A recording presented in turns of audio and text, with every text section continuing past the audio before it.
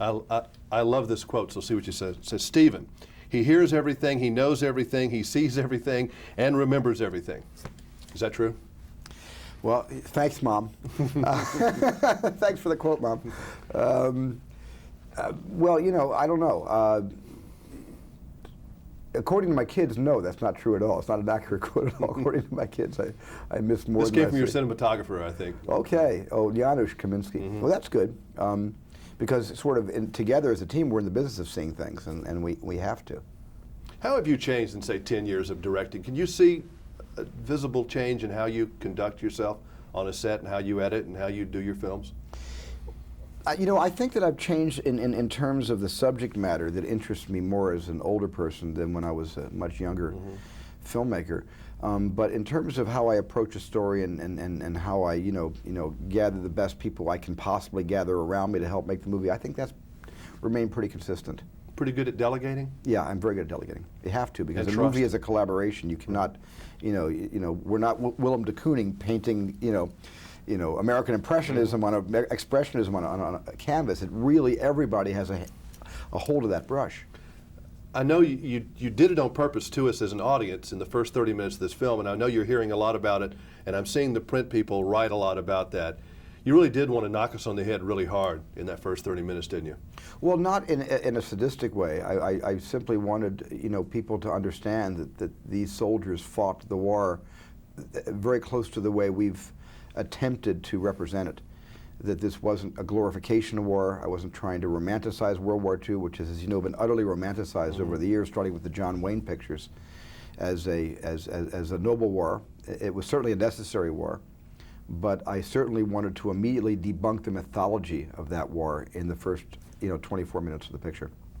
So you've said, I think, before that John Wayne probably would not like this movie. Why? Well, I don't think John Wayne would like the movie because I don't think the movie, characterizes the war as something to aspire to become part of. You know, it represents, you know, what happened as graphically as the people who have written about the war, like Stephen Ambrose and the you know, the veterans who fought in that war who reported directly to us. I mean, it's their story that I really wanted to tell. I wasn't really interested in telling a sanitized version of that war because they didn't fight a sanitized war. You know, some of my favorite movies, as I went back thinking about after I've seen this movie, I said, man, some of my favorite movies are like The Great Escape. I even like A Bridge Too Far. These are not perfect movies, but I enjoy Midway. I like those type of stories because they're about heroes, they're about people overcoming adversity, good over evil, all the good things that, you know, sometimes literature and even film has done for us. But no one really has tried to take the polish off the war, have they really? No, I don't think so. I think Oliver Stone did a very good job taking the polish off the war with Platoon. Yeah. And I think there's a couple of really good anti-war movies that were made in the 50s, like Sam Fuller's Steel Helmet, that took the polish off the war. Even William Wellman's film Battleground, made in 1947 after the war, you know, somewhat tried to represent what really happened in Bastogne. As a young director, did you like war movies? Is that some of the genre Yes. of films that you happen to like? Yeah, war movies, I much preferred war movies to Westerns when I was growing up. Me too. Because they were always on television. And I watched all of them, believe me. But it wasn't until Vietnam came on television, literally every night. And I began watching that, and my friends began going over to Southeast Asia. We were all in college, and a lot of my friends were drafted, and I was just on the verge of being drafted before I became I was fortunate enough to have a high lottery number when the lottery was inaugurated. But that changed it for me, and that was the time that I realized that war was not all that it was shown to us over the years. Do you worry, you know, you're a video game guy. I know you and Robin Williams play all the time. Some kind of high-tech thing you guys do that I've never quite understood what this is. But do you think that we've really gotten the generation now that are really into this video game thing, and they don't realize that people really maybe die and they get bloody and their arms come off and horrible things happen in war? And you're going to show them, they're going to learn. Yeah, they're going to. I think that in a sense, the video games, in a way, which is, I mean, when you get shot in a video game, you just disappear. Well, when you get shot in a video, more blood comes out of you than people have in their systems in real life. I mean, it's all kind of accentuated and sensationalized and turned into a kind of theater of the macabre. I think a lot of these video games are very macabre and not very realistic. what we did was realistic, or at least attempted to be realistic. I think that a lot of movies and a lot of video games have desensitized young people to violence. And I think in a sense what this movie could do is resensitize those same people into understanding that this is serious business.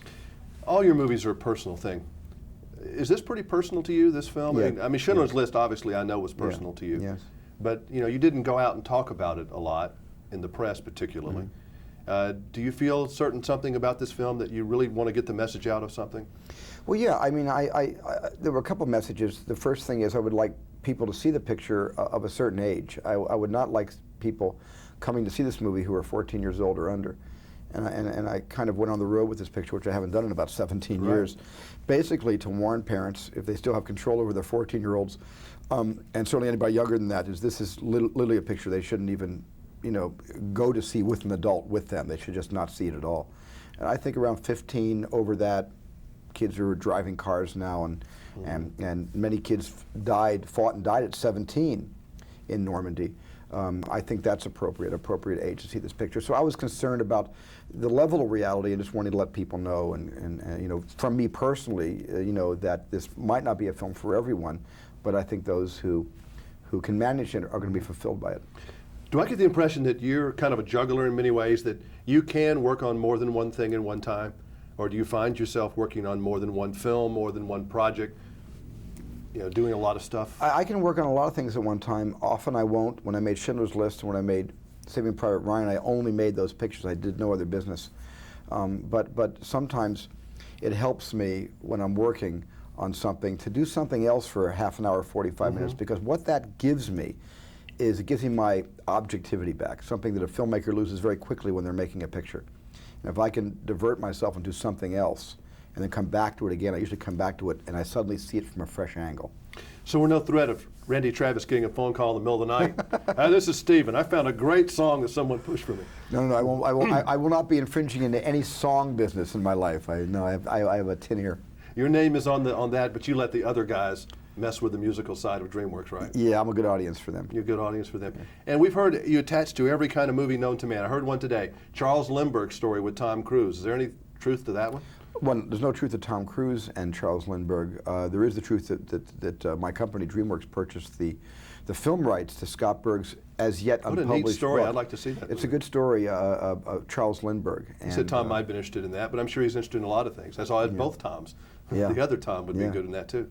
I think I should only cast Toms for Charles Lindbergh. They're all good. All the Toms are good. Tom Sizemore, he's fine. So all that. Well, it's good seeing you again, and this is really a special movie. And I'm glad you I was wondering, my 12-year-old, who's a pretty sophisticated moviegoer, I didn't think I was going to expose her to this, but you never know anymore. I don't know where to go with that sometimes. Yeah, I just know that every family knows their children really well, and they're the ones that need to be the judge of that. But I'm just sort of telling people who will listen to me that I don't want my children who are under 14 to see this picture. So 16, driver's license and up. Yeah, I mean, the driver's permitted up. 15 and up is, I think, is okay, and then 14 is not.